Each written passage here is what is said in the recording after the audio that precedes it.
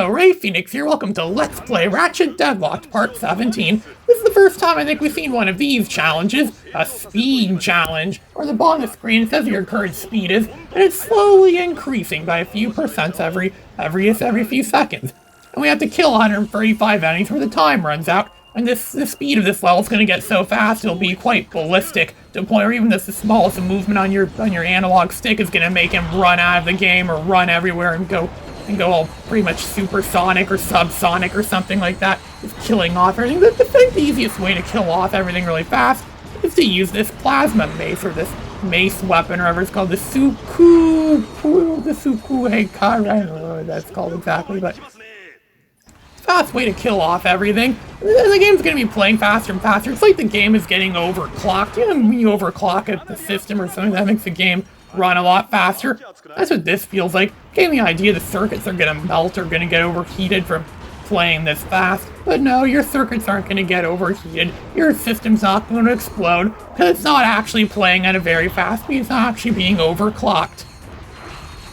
And that's what this battle, this challenge almost seems like. I wonder if overclocking something gave Insomniac Games the idea to put challenges like this in the game, where it's ballistic to a point where you pretty much have to have, you know, like lightning fast reflexes in order to kill anything. That's why I drink a lot of Powerade as well too. I remember I first started drinking Gatorade around the time this game came out, or in the same year or so this game came out.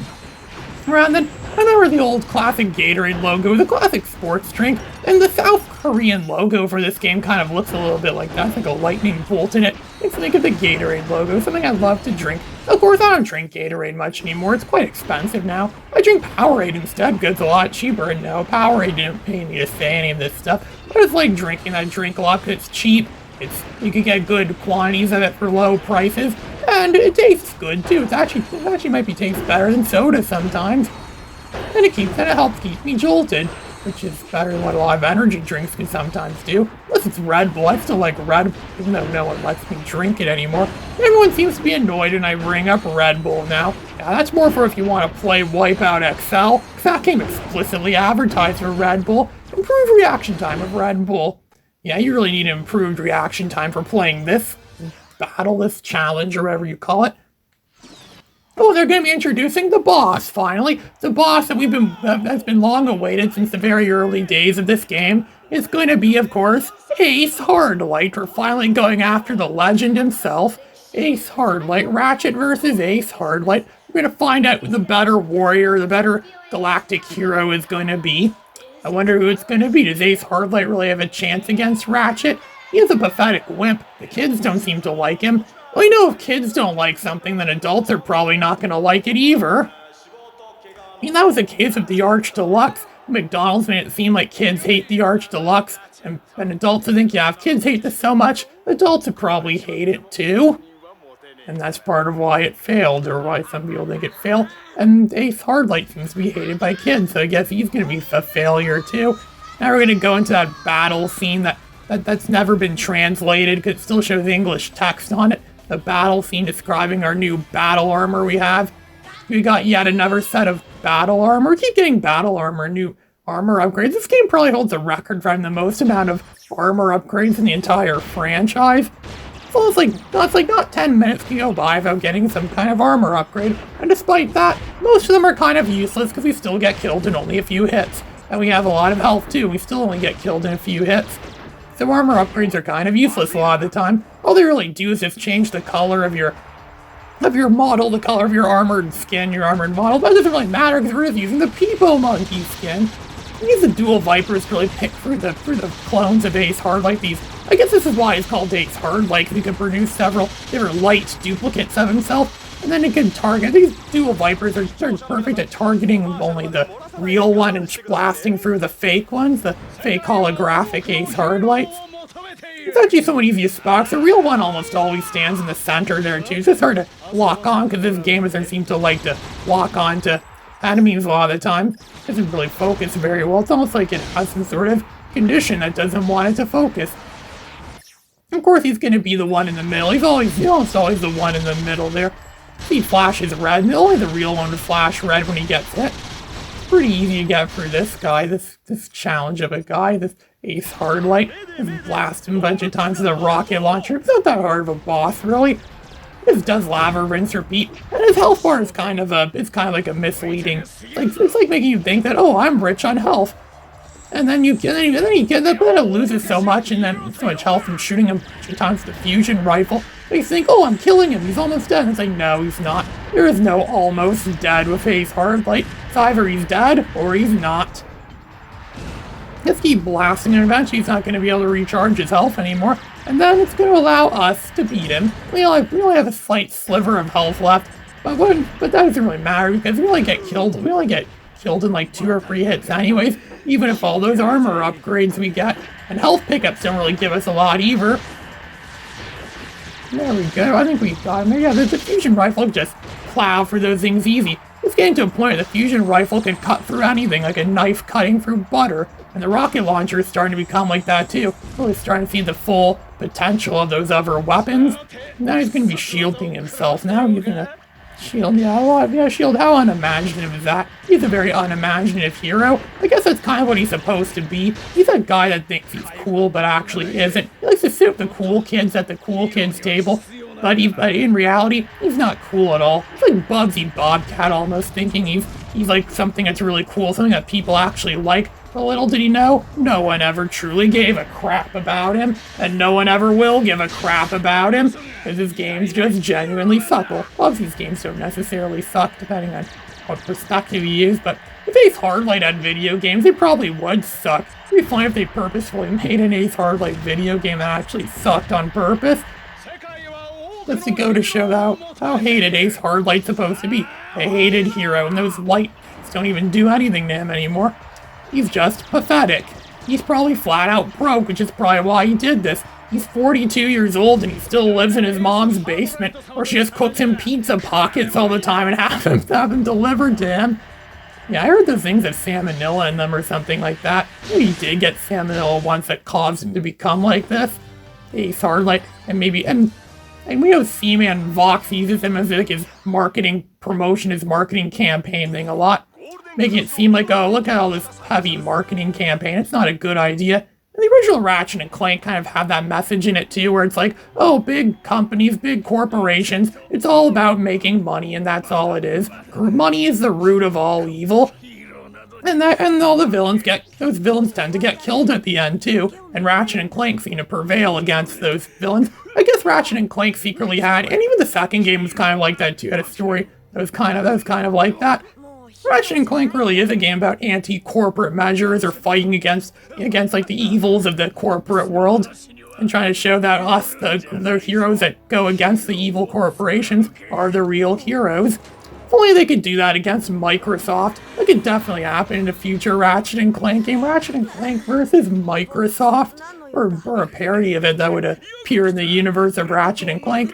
You know, C-Man Vox is gonna be like trying to win us over.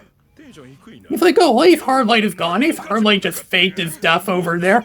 And now we're gonna use Ratchet as our new mascot. Ratchet as our new, like, marketing campaign thing. Oh, all the kids are gonna love to buy toys of Ratchet. You know, those kids earlier on in the game we saw in those cutscenes really like to buy toys of Ratchet. Just gonna say, come on, don't you really want a big marketing campaign? You could become very rich. I already am rich. I already am a Bolt millionaire. How much richer can I possibly get? Well, I still don't have enough to buy that rhino-like weapon. That'd be nice if he'd give it to me. He doesn't want to give it to me because he knows I'll just use it to kill his competition. Like, look what we got here. We got Ratchet the action figures, the boots, the spray paint, the breakfast cereal, the cologne, the juice, the everything, the soda, and there's even the flamethrower. We already had the flamethrower in the first game. I don't think there's a flamethrower in this game, but there should have been a flamethrower in this game. Don't even have a word for commercial in Japanese, which is probably why I just said commercial so many times in a row like that. It would be a word written with katakana letters, because they don't have any equivalent of it in Japanese. Is that a good thing? Maybe it is a good thing, it probably is. And Ratchet's refusing his offers. You're gonna get killed, Gleeman Vox, or Seaman Vox, whatever the hell his name is. We're gonna make sushi out of him. You probably serve it in every sushi restaurant in Japan. The Japanese would literally love to eat that stuff up. Just gonna give some more orders out to that stupid little robot of his that probably has a rusty metal nail for a brain. Just saying like, oh, kites do a shimashita or something like that. Yeah, some kind of a plan is in place.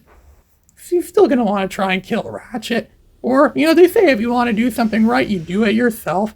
And for some reason the game made it switched us to the Ratchet skin again, so I'm gonna go and reassign the Peepo Monkey skin to us, because it's the greatest skin in the game. The Peepo Monkey. There's other skins we unlock to, or can unlock to, of what we have available. And there's some you can only unlock from cheating, like the Peepo Monkey.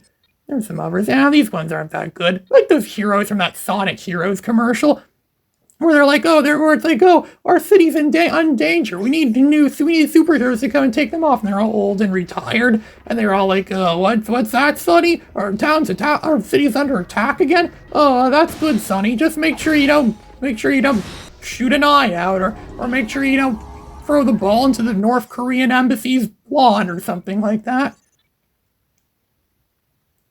And we're gonna go after this next set of challenges. It makes us walk to our little short bus here, where we can select which challenges we want to play, and they're all the ones set in the home world in this stadium, essentially. Stadium, I guess how they say that in Japanese. Some kind of battle now where it's just survive so many waves of enemies. I think it's all we do in this one. It's just another survival battle, or it's just we kill, not survival necessarily, it's just kill what's there, destroy as many enemies as you can, rip them apart, destroy them like what Jedi do to battle droids, and have your robots overwork themselves for very little pay. You can use this weapon now to just mow them down. Look where we're at round 5. This challenge has been going on for like 5 seconds already, and we're already at round 5. Plowing for round 6, and I was plowing for more of these enemies, and none of these enemies are going to result in this weapon of mine, one of the first weapons we had in the game, getting upgraded. Blasting more stuff into them, blasting into there, blasting all around them, blasting stuff. These mines, they walk near them, they get destroyed instantly. At least I'd like it to be like that. I'm sure it probably would be like that if you get like up to 50 upgrades in the challenge mode in this game. That's only in challenge mode. This is kind of like challenge mode without the benefits. We only got 1,500 bolts for that challenge. An actual challenge, and we didn't really get anything for it.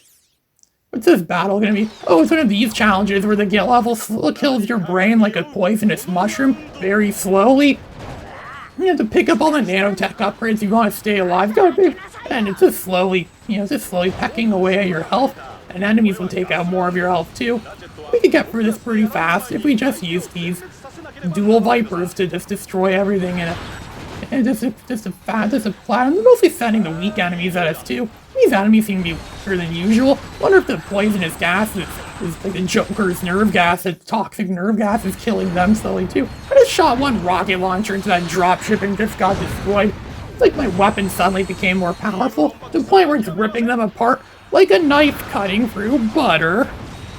Just give them a simple blast, and they're dead. Blast there, and they're dead. Blast away.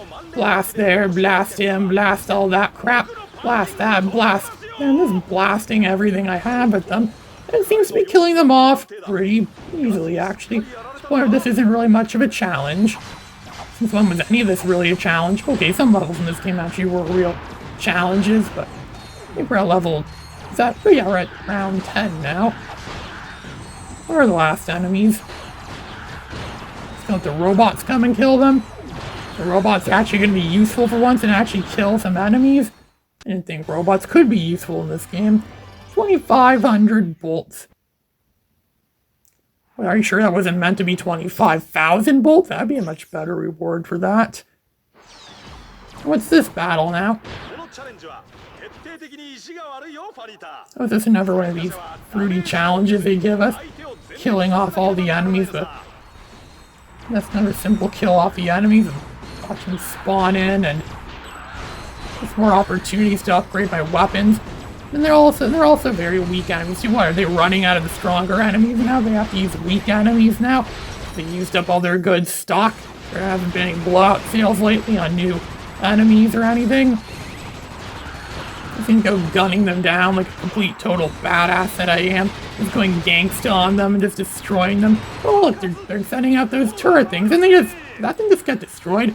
I didn't think it was possible to destroy a turret like that using only dual Vipers, but I guess their weapons have so upgraded now, and the enemies appear to have been downgraded by so much now that just about anything rips them apart. The battle droids are supposedly useless. George Lucas himself admitted that. Or the people in Insomniac Games have admitted that some of these enemies are useless. They don't really pose much of a real threat. Mr. Plinkett would be all over all of that.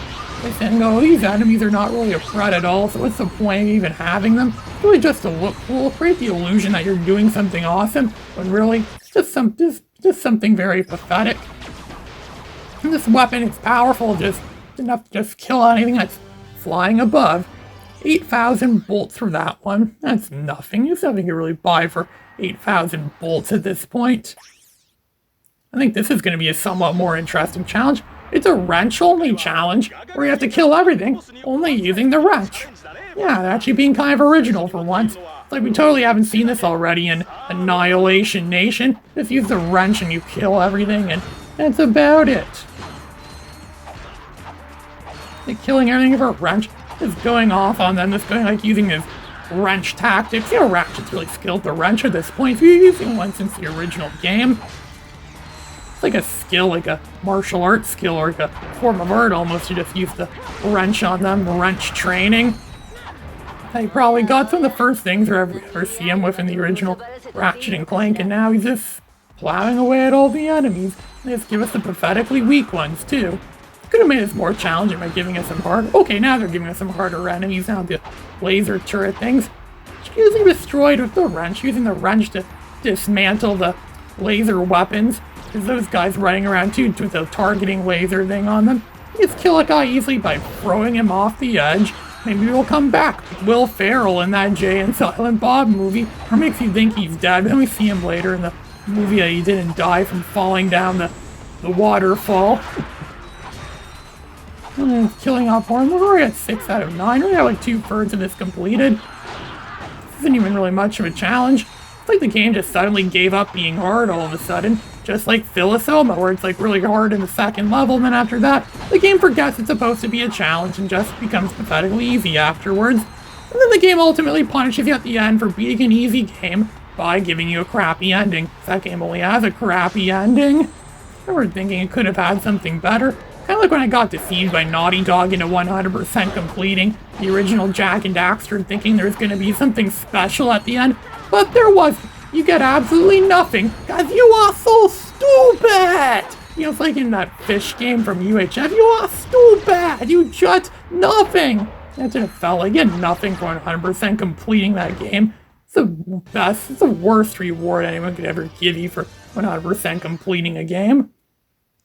Ray Phoenix, signing out.